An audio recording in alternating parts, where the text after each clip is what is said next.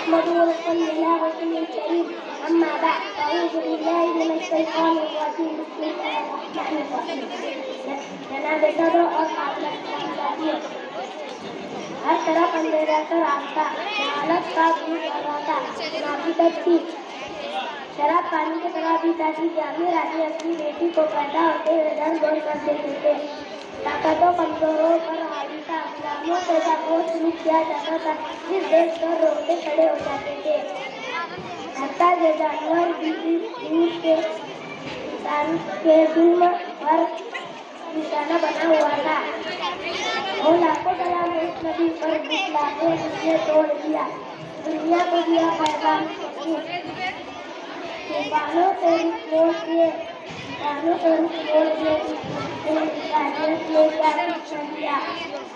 کچھ دیا انسانوں کو دستور دیا منصور دیا بنائے ان کئی موڑ السلام علیکم وبرکاتہ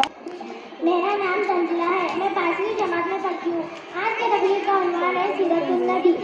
خاص جنیدر صاحب ستر اکرام اور میرے پیارے ساتھیوں السلام علیکم آج مجھے جس موضوع پر کہنے کا موقع ملا ہے اس کا عنوان ہے سیرت النبی جیسا کہ آپ سب لوگ جانتے ہیں کہ یہ مہینہ ربیع الاول کا مہینہ ہے اس مہینے میں ہمارے پیارے نبی محمد صلی اللہ علیہ وسلم تشریف لے کر آئے اس ہستی کی آمد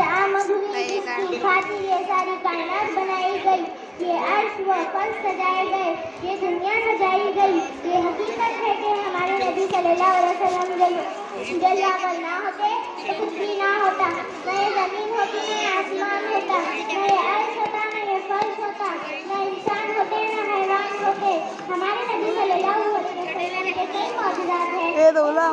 معجزات میں آپ کے سامنے پیش کرنا چاہتی ہوں کہ چاند کے 2 ٹکڑے ہونا یہ میرے آقا کا عظیم معجزہ ہے اس معجزے میں ہی کئی معجزات ہیں ہمارے نبی صلی اللہ علیہ وسلم جو کہتے وہ ہو جاتا جہاں نظر اٹھاتے ہر کام ہو جاتا آپ صلی اللہ علیہ وسلم بہت سادہ زندگی گزارتے اور آپ صلی اللہ علیہ وسلم ہر کسی کے ساتھ شفقت و احترام سے پیش آتے الفاظ کم پڑ جائیں کہ مجھے سیرت النبی پر کہتے